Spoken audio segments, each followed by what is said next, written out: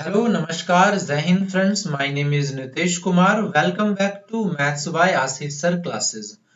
दोस्तों अगेन मैं हाजिर हूं आप सभी के सामने इंग्लिश ग्रामर का टॉपिक लेकर, नरेशन। आपको पता है कि यहाँ पर मॉर्निंग में 11 AM में आपको इंग्लिश ग्रामर का टॉपिक मिलता है।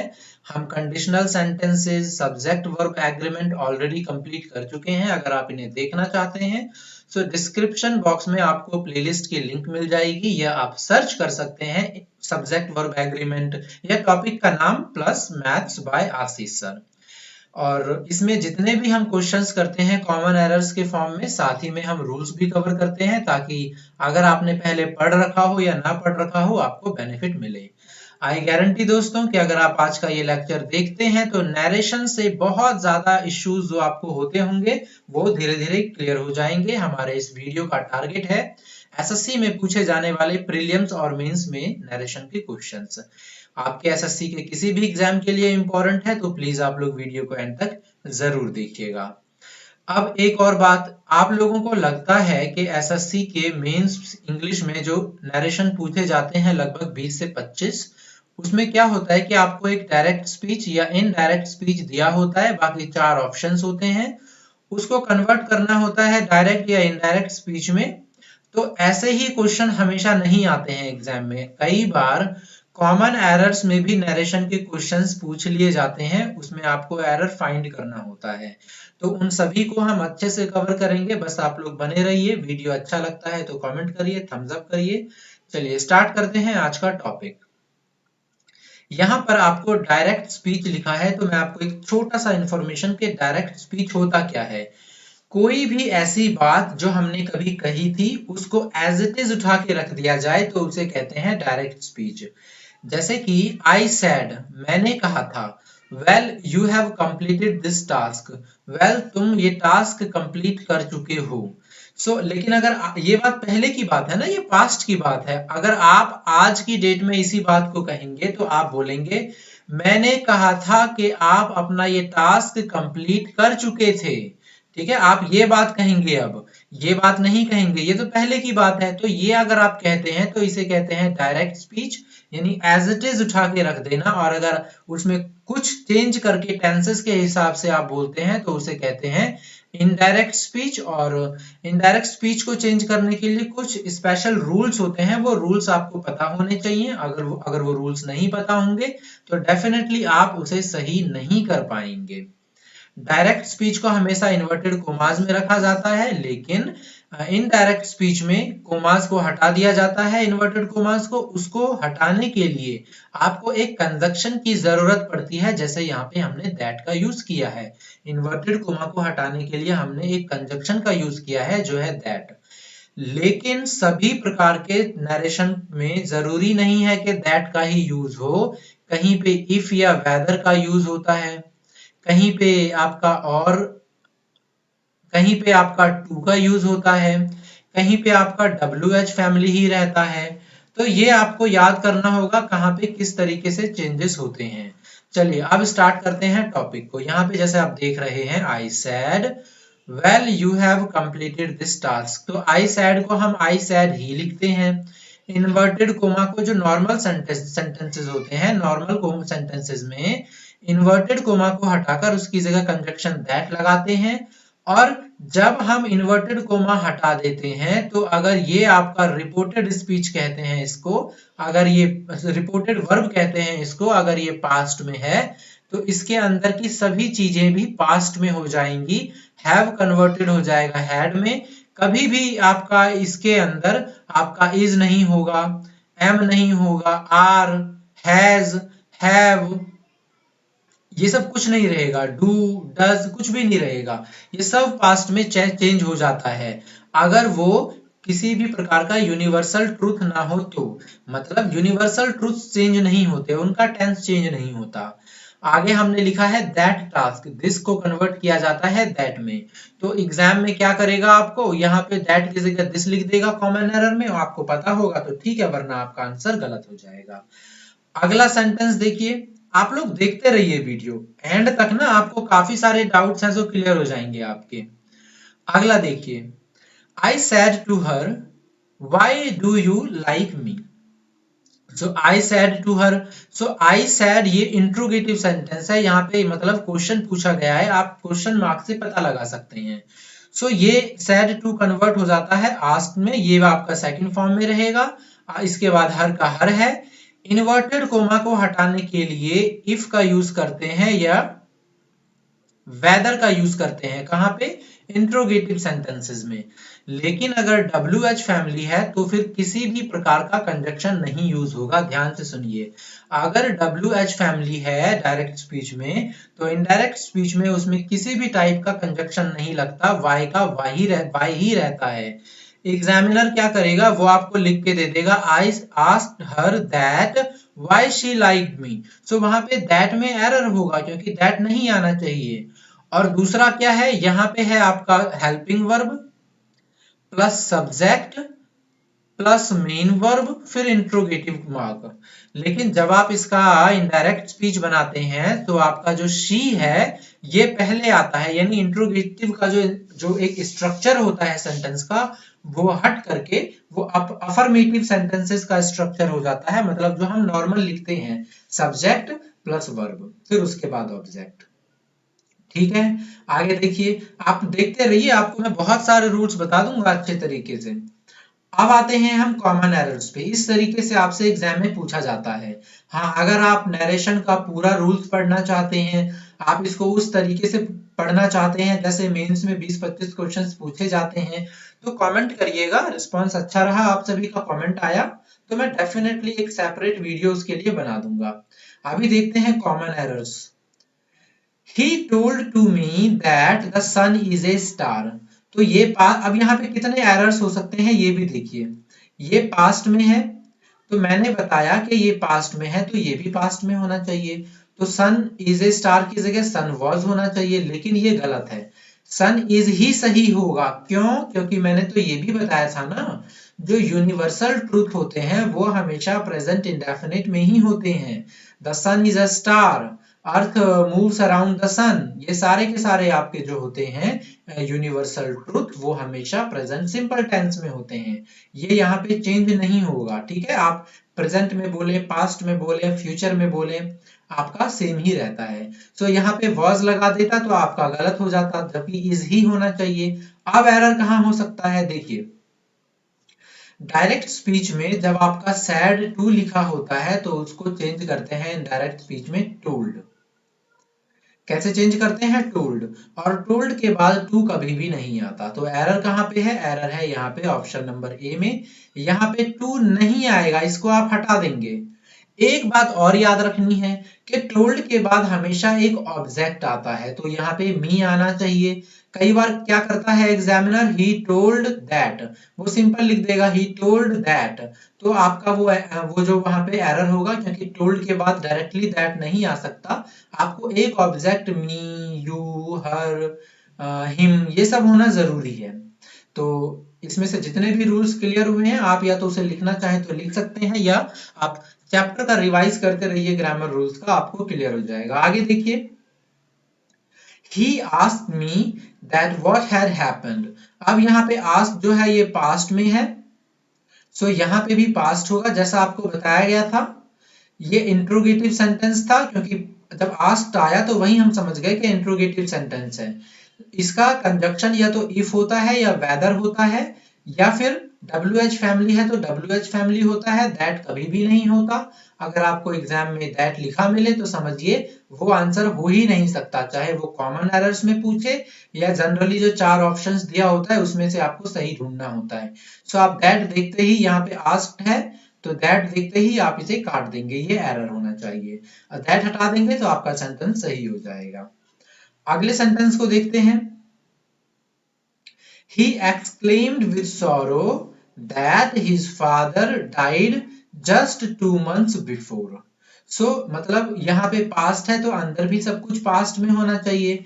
मैंने आपको क्या बताया, अगर अंदर में प्रेजेंट होता है तो प्रेजेंट का पास्ट बन जाता है, और पास्ट होता है तो पास्ट सिंपल होता है तो उसका क्या बनता है?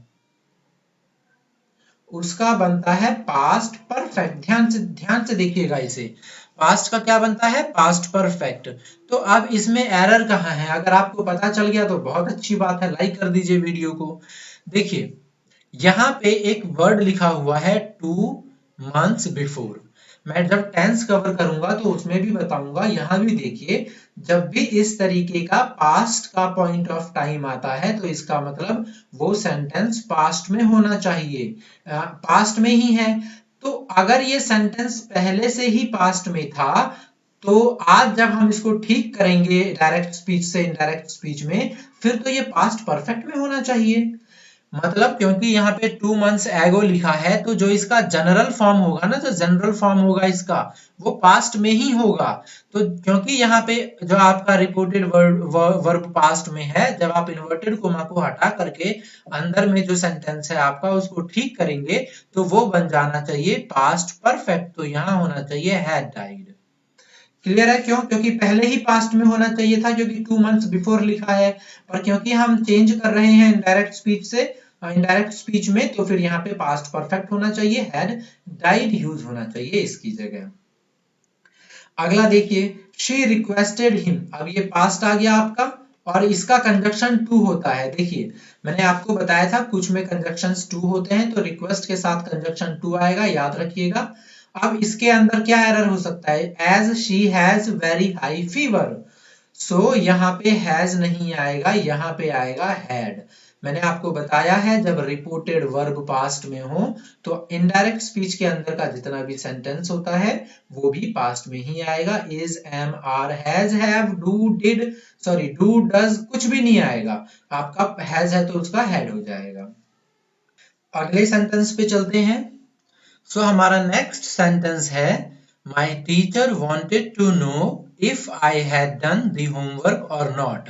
सो my teacher wanted to know, यानी कि ये इंट्रोगेटिव सेंटेंस है। टीचर ने पूछा था कि क्या आपने अपना होमवर्क किया है या नहीं। तो देखिए मैंने आपको बताया था कि इंट्रोगेटिव सेंटेंसेस में या तो इंट्रो जो आपका कंजक्शन यूज होता है इन्वर्टेड कोमा की जगह, या तो इफ होगा या होगा वेदर। अगर WH फैमिली है तो WH फैमिली ही रहेगा, लेकिन यहाँ तो WH फैमिली है नहीं, इफ यूज किया हुआ है। तो आपको एक बात और पता होनी चाहिए कि इफ का पेयर कभी भी और नहीं होता, वेदर का पेयर होता है। यानी कि अगर आपको आगे सेंटेंस में कभी भी और दिखाई देगा तो इसका मतलब इस जगह पे इफ यूज नहीं किया जाना चाहिए, वेदर यूज किया जाना चाहिए। अगर सिर्फ सिंगल यूज करना होगा तो आप या तो इफ लगा सकते हैं या तो वेदर लगा सकते हैं। लेकिन जब जब जब जब जब आपको और का पेयर लेना होगा तो आप इफ नहीं लगा सकते। सो एरर कहाँ है, एरर है आपका पार्ट बी में, इफ की जगह आप करेंगे वेदर। याद रखिएगा ये बहुत इंपॉर्टेंट रूल है आपके एग्जाम के लिए, छोटे छोटे मगर इंपॉर्टेंट रूल्स।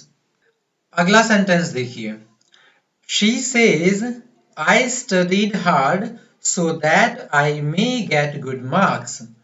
अब आपने एक चीज यहाँ पे डिफरेंट नोट किया होगा कि यहाँ पे लिखा हुआ है सेज, यानी कि ये प्रेजेंट है, इसे कहते हैं रिपोर्टेड वर्ब। इसी से पता चलता है कि इन्वर्टेड कोमा के अंदर हम किस तरीके से इंप्रूव करेंगे।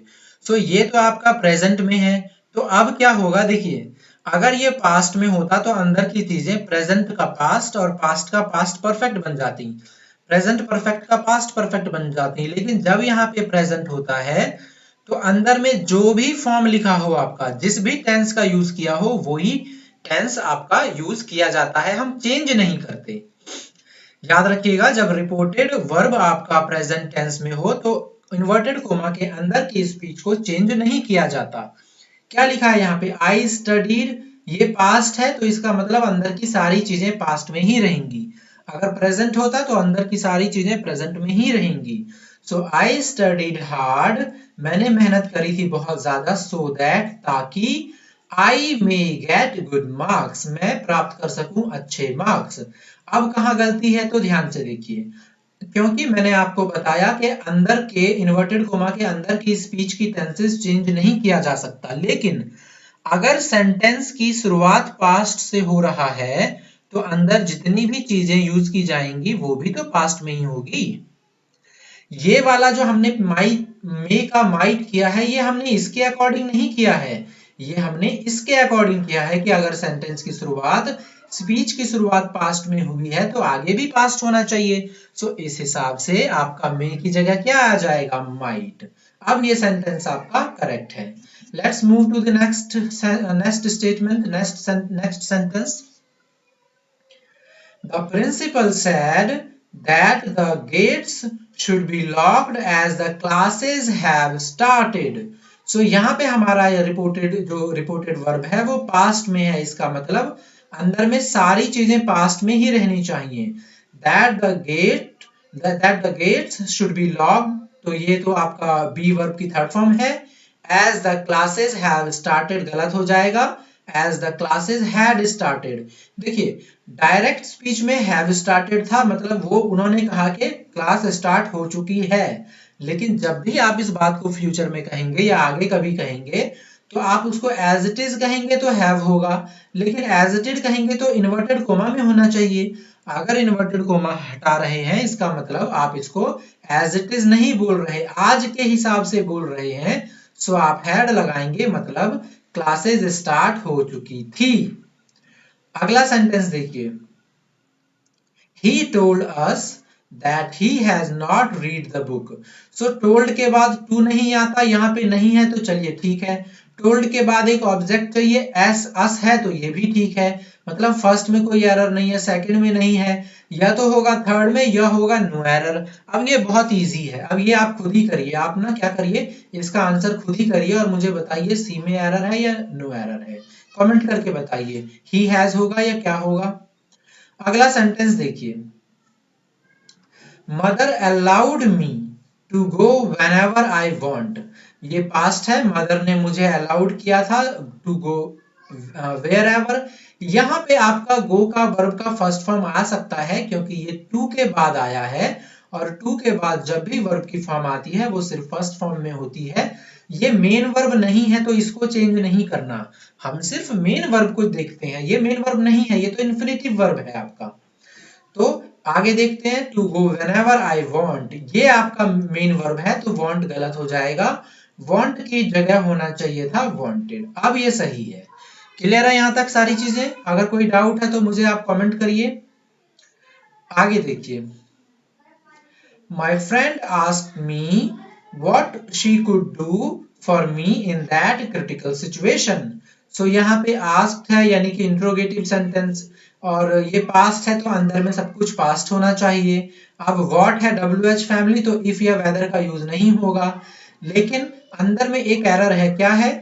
जो इंट्रोगेटिव सेंटेंस होता है उसमें आता है आपका helping verb, subject, main verb, object, question mark, यानी उसका जो फॉर्म होता है, फॉर्मेशन जो होता है सेंटेंस का वो क्वेश्चन के हिसाब से होता है। लेकिन जब हम इसको ठीक करते हैं तो ये नॉर्मल अफर्मेटिव सेंटेंस में हो जाता है, यानी कि कुड शी नहीं होना चाहिए, यहां होना चाहिए शी कुड डू। ये जो कुड है ये गलत है, ये शी के बाद होना चाहिए। अब ये सेंटेंस सही है। अगला सेंटेंस देखिए, she exclaimed with surprise that how tall has she grown. So यहाँ पे पास्ट है, सो आप इसको खुद से बताइए कि क्या आंसर होगा, खुद से बताइए इसका, ठीक है, मैं नहीं बताऊंगा इसका।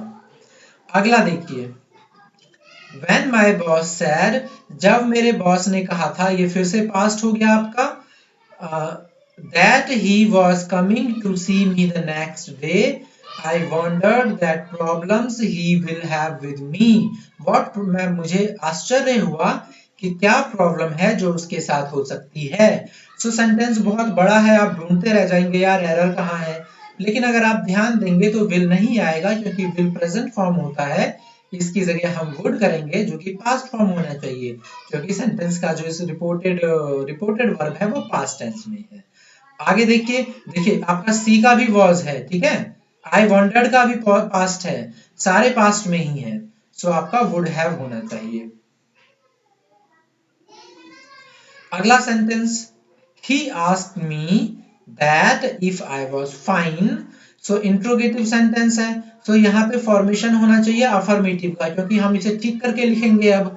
सो आई वॉज फाइन, ठीक है, ये पास्ट में है तो ये भी पास्ट में है। मैं आपको बता रहा हूं कि क्या क्या चीजें आप कॉमन एरर करने के दौरान देख सकते हैं। सो आई वॉज भी ठीक है। अब इसका क्या होता है, आपका जो कंजक्शन वो होता है इफ या वेदर। क्या दैट होता है? नहीं, दैट नहीं होता। ये चीज हम पहले ही काफी बार डिस्कस कर चुके हैं, दैट नहीं होता। So error is in part B should be corrected, it is your answer. आगे देखिए, माई टीचर सेड दैट, फिर से पास्ट आ गया। A bad carpenter fights with his tools, यानी कि एक मतलब ये एक इडियम है कि जो जिस हिंदी में बोलते हैं ना, नाच ना जाने आंगन टेढ़ा, यानी आता जाता कुछ है नहीं तो वो अपने औजारों के साथ ही खेलता रहता है, औजारों को उछालता ही रहता है। तो इंग्लिश में उसका इडियम होता है a bad carpenter fights with his tools, मतलब उसको कुछ आता जाता तो है नहीं, बस बदले में अपने टूल्स से लड़ता रहता है कि भैया तुम ही खराब हो। सो अब इसमें क्या होगा, ठीक है, ये आपका पास्ट है रिपोर्टेड वर्ब, तो आगे भी पास्ट में होना चाहिए। ए बैड कारपेंटर फाइट्स की जगह क्या होना चाहिए, फाइटेड। लेकिन ये होगा नहीं, क्यों? क्योंकि देखिए मैंने आपको बताया था इडियम्स हो या यूनिवर्सल ट्रूथ हो, वो आपका हमेशा प्रेजेंट में होता है। A bad carpenter fights with his tools is correct. आपका इडियम्स हो या यूनिवर्सल ट्रूथ हो, उनका पास्ट नहीं बनता, वो हमेशा प्रेजेंट सिंपल या सिंपल प्रेजेंट इंडेफिनिट में ही रहते हैं, इस चीज का ध्यान रखिएगा। आगे देखिए अभी जो हमने कुछ सेंटेंसेस देखा था, वो देखा था कॉमन एरर्स के फॉर्म में। अब मैं कुछ जनरली सेंटेंसेस आपको दिखाता हूं, आप इसे पढ़िए और इसमें एरर फाइंड करिए। राम वॉज टेलिंग, राम कह रहा था that everyone was happy with the bonus, कि बोनस के लिए सारे खुश थे। सो राम वॉज टेलिंग, देखिए मैंने आपको बताया ना कि टेल हो, टेल्स हो, टोल्ड हो या टेलिंग हो, इसके ऑब्जेक्ट लेते हैं हमेशा, उसके बाद क्या लेते हैं, हमेशा एक ऑब्जेक्ट। सो टेल के बाद क्या आना चाहिए आपका, राम वॉज टेलिंग मी, लेकिन मी या कुछ और आना चाहिए जिसको भी बोल रहा हो, और इसके बाद टू भी नहीं होना चाहिए, आपको ये भी देखना है। 360 डिग्री आपको चेक करना चाहिए। अगला सेंटेंस देखिए, My teacher said that a bad carpenter, ये पास्ट है तो bad carpenter fights with his tools, ये सही होगा, ये रिपीट हो गया है, अभी हमने किया था। आगे देखिए, she ordered that the servant shut the door and leave the room. She ordered, उसने ऑर्डर किया था कि जो सर्वेंट है उसको shut the door and leave the room. आप बोलेंगे यहाँ पे आप हमारा V1 आ रहा है, shut shut, leave leave, leave का लेफ्ट नहीं हो रहा। तो देखिए ये है आपके ऑप्टेटिव नहीं, इंपरेटिव सेंटेंसेस, ये हैं आपके इंपरेटिव सेंटेंसेस। इंपरेटिव सेंटेंसेस में क्या होता है कि आपको कोई आदेश वगैरह दिया होता है, उसकी पहचान है, जैसे ये ऑर्डर लिखा हुआ है, तो वहां पे क्या होता है मैं आपको बताता हूँ। शी ऑर्डर्ड द सर्वेंट, सबसे पहले तो आपको पता होना चाहिए इसमें कंजक्शन क्या यूज होता है। कंजक्शन ना तो दैट होगा, ना WH फैमिली आएगी, ना तो इफ आएगा, ना वेदर आएगा, ये आएगा टू। जैसे आपने एक रिक्वेस्टेड वाला पढ़ा था अभी थोड़ी देर पहले, रिक्वेस्टेड टू, तो और इसके बाद ऑब्जेक्ट भी आता है, ये भी ध्यान रखना है। ऑर्डर के बाद दो चीजें ध्यान रखनी है, ऑर्डर हो गया, कमांडेड हो गया, आपका एक वर्ब सॉरी एक ऑब्जेक्ट आना चाहिए और टू आना चाहिए conjunction. So she ordered the servant to, अब टू के बाद V1 आना चाहिए, आपको मैंने बताया है ना टू के बाद V1 आता है, तो to shut the door and leave the room, now sentence is correct. So आपको सर्वेंट के बाद टू लगाना है। अगला देखिए, she told me that the sun is a star, उसने मुझे कहा था कि जो सन है वो एक स्टार है, सन एक तारा है, यूनिवर्सल ट्रूथ, तो प्रेजेंट में होगा। लेकिन एरर कहाँ है, अगर आपने निकाल लिया तो मेरी तरफ से एक छोटा सा हार्ट, अगर आप लोगों ने सही एरर ढूंढ दिया तो। कहाँ एरर है, टोल्ड के बाद ऑब्जेक्ट आना चाहिए लेकिन टू नहीं आना चाहिए, तो यहाँ पे एरर है। आगे देखिए, जब भी आप टेल, टेल्स, टेलिंग, टोल्ड देखेंगे ना, इन चीजों को ध्यान से नोट कर लीजिएगा। आगे देखिए, he said that the sun is a star, he said उसने कहा था कि सन एक स्टार है, ये पास्ट में है तो ये भी पास्ट में होना चाहिए, नहीं, ये पास्ट में नहीं होना चाहिए, प्रेजेंट में होना चाहिए, क्योंकि ये यूनिवर्सल ट्रूथ है। तो ये सेंटेंस सही है।